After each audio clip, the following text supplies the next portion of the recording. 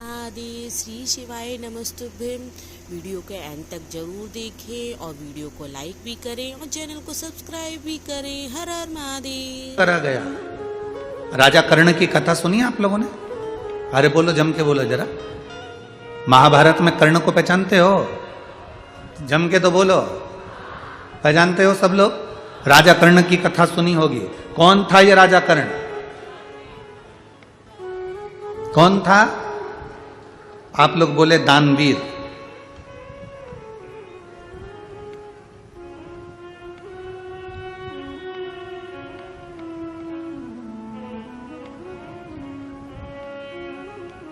दानवीर कर्ण थे।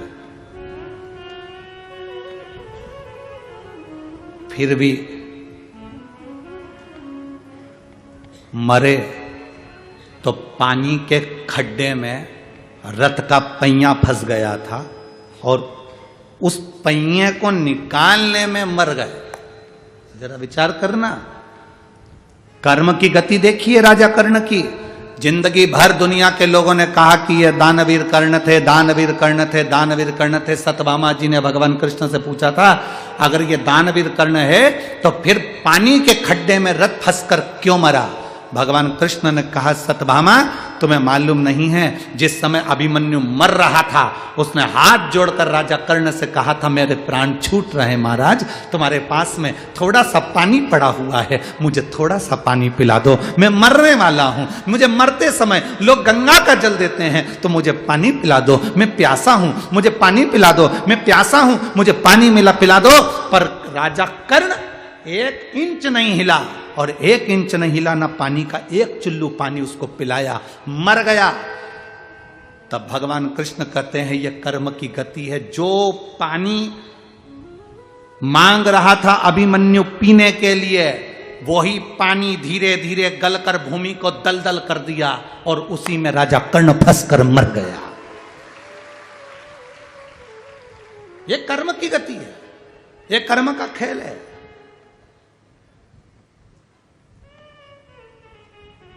कौन था राजा कर्ण? पूर्व समय में दुर्दुम्ब नाम का एक असुर, एक राक्षस था। क्या नाम था उसका? दुर्दुम्ब। राजा कर्ण पूर्व समय में एक दुर्दुम्ब नाम का एक असुर, एक राक्षस, जिसने सूर्य नारायण भगवान की तप साधना करी, आराधना करी, और भास्कर देव की, सूर्य देव की आराधना करी तो सूर्य देवता प्रसन्न हो गए।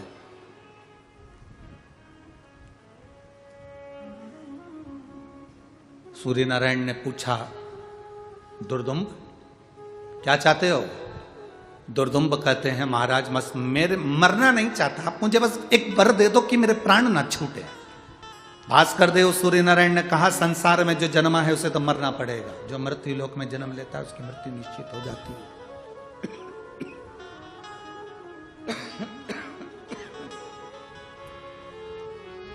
जो मृत्यु लोक में जन्म लेता है उसकी मृत्यु निश्चित है, उसको मरना ही है। मरना निश्चित है। हाँ, और कुछ मांग लो। राजा उस दैत्य असुर दुर्दुम्ब ने तब आखिरी में सूर्य नारायण से कहा कि मुझे कवच दे दो, जब तक कवच मेरे पास में रहे तब तक मैं ना मरूं।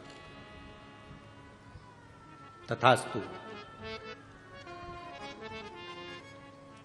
मैं तुझे एक कवच देता हूं। दुर्दुम्ब ने कहा, मुझे एक कवच नहीं चाहिए। एक कवच तो हो सकता है कि कहीं बेकार हो जाए। कितने कवच चाहिए? मुझे 100 कवच कुंडल दे दीजिए, जिसको मैं धारण करके रखूं तो मैं मरूं ना। सूर्य नारायण भगवान ने कहा कि दुर्दुम्ब, तू मरेगा तो पक्का है, ये तो निश्चित है कि तुझे मरना पड़ेगा। पर एक बात सुन ले, एक बार तो सुन, तेरे ये 100 कवच हैं, ये कवच जिस दिन कट गए, चले गए, समाप्त हो गए, उस दिन तुम मर जाएगा।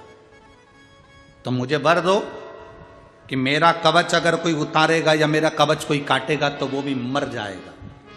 सूर्य नारायण ने कह दिया, तथास्तु। जो तेरे कवच को काटेगा वो मरेगा, उसी क्षण मरेगा, ये मेरा वर है तुझको, जा। ये मेरा वर है तुझे।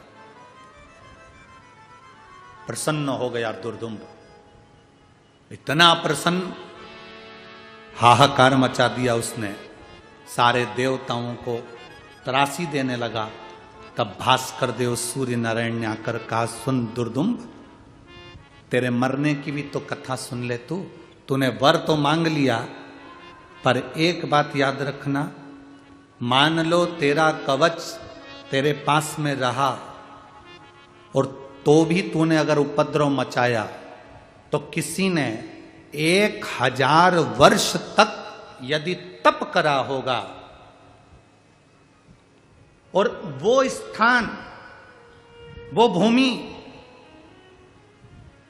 जिस भूमि के लिए शिव और नारायण दोनों एक साथ बैठकर तप साधना करते हो, उस भूमि पर यदि किसी ने 1000 वर्ष तक तप करा होगा और उस तप करे हुए व्यक्ति चाहेगा तो तुझे एक क्षण में मार देगा, भले तेरे तन पर कवच क्यों ना पड़ा।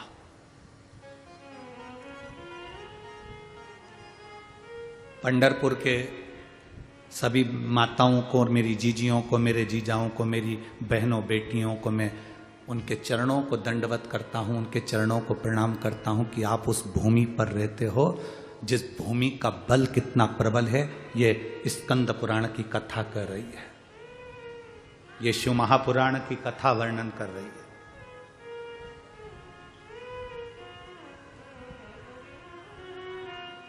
आप जरा विचार करिएगा, अपने भीतर जरा उतारिएगा, शिव और नारायण की भूमि, उस भूमि पर जो 1000 वर्ष तक तप कर रहा होगा, उस भूमि का स्पर्श का आनंद कर रहा होगा, वो तुझे मार सकता।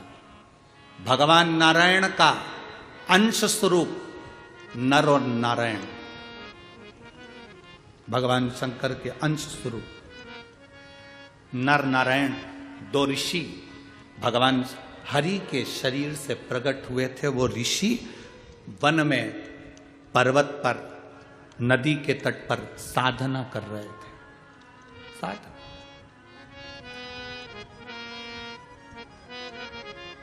नदी के तट पर साधना कर रहे हैं, वन पर्वत में साधना कर रहे हैं। नर और नारायण दो ऋषि, दो साधु, दो तपस्वी, दो साधक, दो उपासक, दो मुनिवर, दो ऋषि साधना में लीन। और वर था दुर्दुम्ब को 1000 वर्ष जिसको तप साधना में हो जाएगा वो तेरे प्राणों को हर लेगा। दुर्दुम्ब ने पता करा, जरा मालूम करो, कोई का 1000 वर्ष तक तप तो नहीं हुआ? देखो जरा, मालूम करो, कोई 1000 वर्ष तक तप तो नहीं कर लिया? जरा मालूम करिए। मालूम करने के लिए सब गए, मालूम कर आए तो क्या मालूम करा कि दो ऋषि हैं जो पर्वत कंदराओं में बैठकर तप कर रहे हैं। एक का नाम नर है, दूसरे का नाम नारायण है।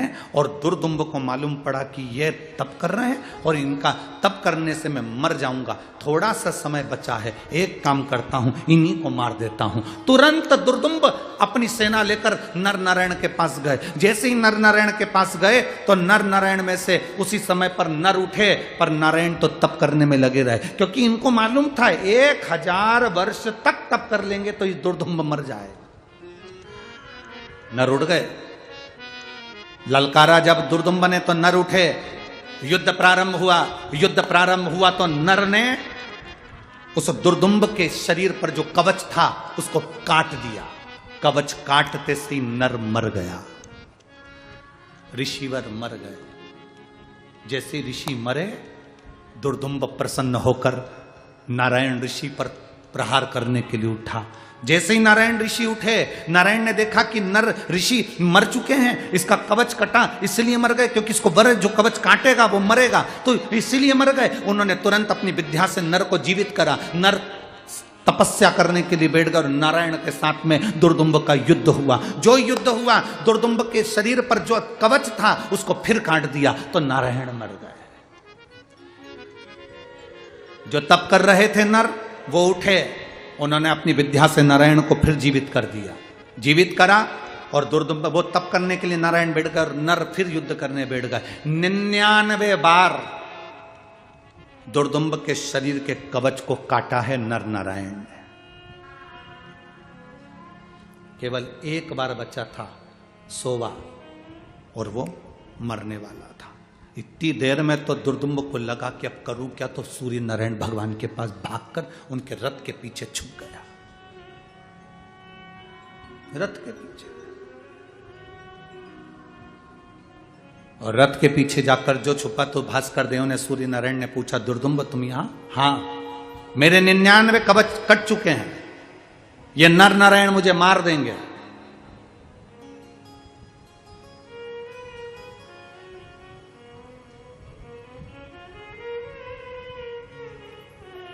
ये नर नारायण मुझे मार देंगे।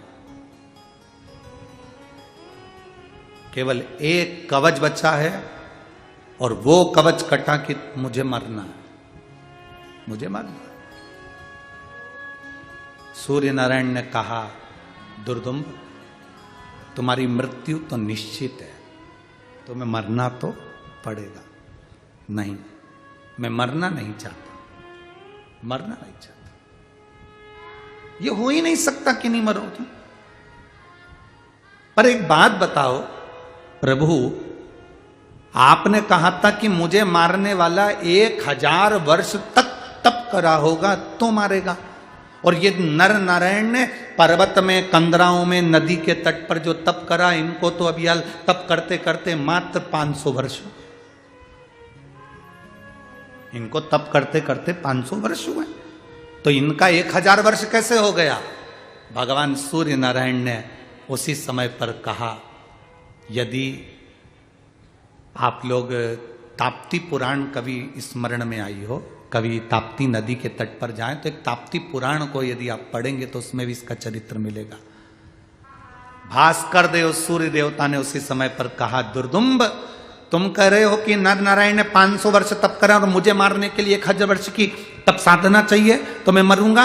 तो भगवान भास्कर देव ने कहा, सुनो दुर्दुम्ब, ये नर नारायण सब दूर तप करने के बाद चंद्रभागा नदी के तट पर चले गए, और चंद्रभागा नदी के तट पर बैठकर इन्होंने एक बार मुख से हरि और हर का स्मरण करा, इसलिए इनको 1000 तप का बल प्राप्त हो गया। 1000 तप के बराबर बल प्राप्त हो गया। अपन क्या कर रहे हैं यहां चंद्रभागा नदी के तट पर? अपन कर क्या रहे हैं यहां बैठकर? हरि विठ्ठल का नाम ले रहे हैं, हर हर महादेव कह रहे हैं, श्री शिवाय नमस्तुभ्यम कह रहे हैं। हरि और हर दोनों की कथा का मेल कर कर शिव महापुराण की कथा को सुन रहे हैं। क्यों? क्योंकि हमने हमारी जिंदगी में कोई तप करा कि नहीं करा, व्रत करा कि नहीं करा, साधना करी कि नहीं करी, हमने यहाँ आकर वारी करी कि नहीं करी, हमने यहाँ परिक्रमा करी कि नहीं करी, हमने भोजन भंडारा करा कि नहीं करा, हमने किसी का मुंह झूठा कराया कि नहीं कराया, हमने यहाँ आकर कोई पुण्य कमाया कि नहीं कमाया। कम से कम हम इस चंद्रभागा नदी के तट पर हरि विठ्ठल की पवित्र भूमि पर एक बार भी बैठकर भगवान शंकर की कथा, हरि और हर की इस पवित्र कथा को यदि सुन लेंगे तो हमारे को 1000 गुना फल अपने आप प्राप्त हो जाएगा। हमें कहीं जाने की जरूरत नहीं। 1000 गुना फल केवल इस भूमि के ऊपर, अगर आपका पांव इस जमीन पर भी पड़ गया तो उसका फल प्राप्त हो जाता है।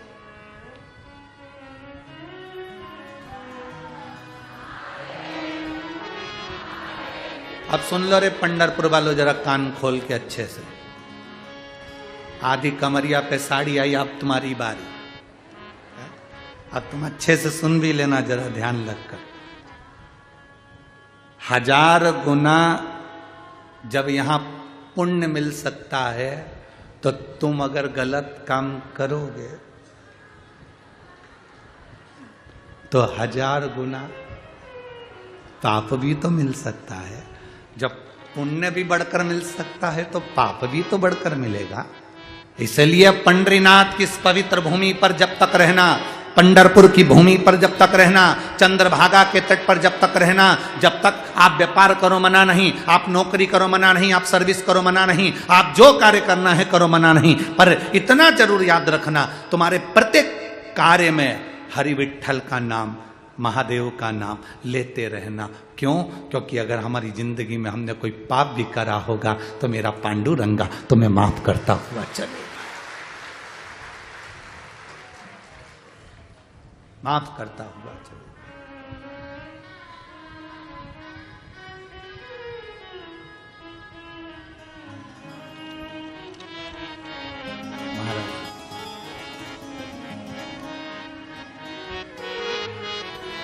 का स्मरण करते हुए